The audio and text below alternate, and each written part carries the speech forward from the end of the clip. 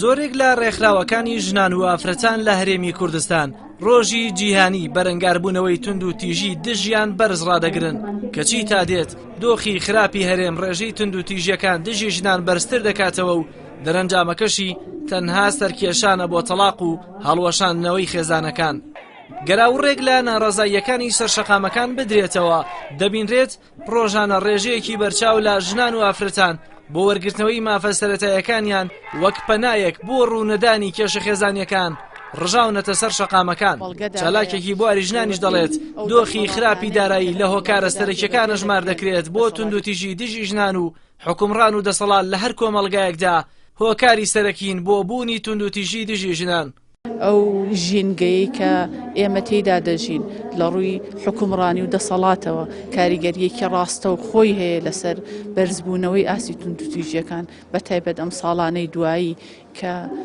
هەرچی بکرێت هێشتا نەتوانراوە لە ئاستی ئەوەدا بێت کە ئاشتی کۆمەڵایەتی ئاشتی خێزان پارێزراو بێت چونکە دیارە بنەمای سەرەکی بۆ ئاشتی کۆمەڵایەتی و ئاشتی خێزان دەگەڕێتەوە بۆ تەندروستی ئابووری.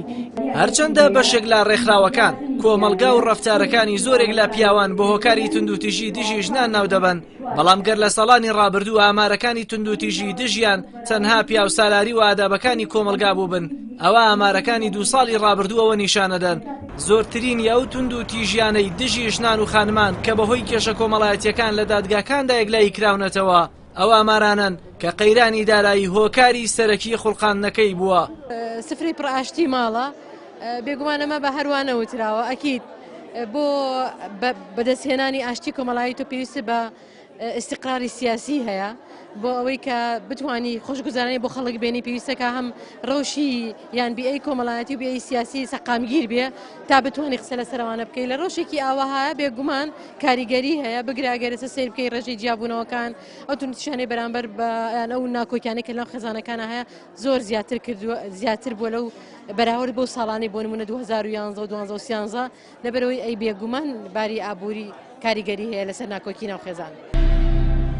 25 نۆڤەمبری هەموو ساڵێک وەک ڕۆژی جیهانی بەرەنگاربوونەوەی تونند و تیژی دژی ژنان لەلایەن نەتەوە یەکگرتوەکانەوە لە ساڵی 1999 دیاری کراوە و لە هەرێمی کوردستانیش سەرەڕای چەندین ڕێکخرا و سەنتەر بۆ پاراستنی ژنان لە تونند و تیژی بوونی هەیە، بەڵام لەگەڵ سەرەڵدانی هەر قەیرانێک لە کۆمەلگادا ژنان گیرۆدەی یەکەمی قەیرانەکان و باجی سەرەکیش دەدەن. سەنتەر و ڕێکخراوەکانیش زۆری نەیان بۆ مەرامی سیاسی و کۆمەڵایەتی بەکاردێن و نەیانتوانیوە بەرگری کارێکی یاسایی و پاڵپشتێکی سەرەکی ژنان بن بۆ پاراستنیان لە تونند و تیژیەکان.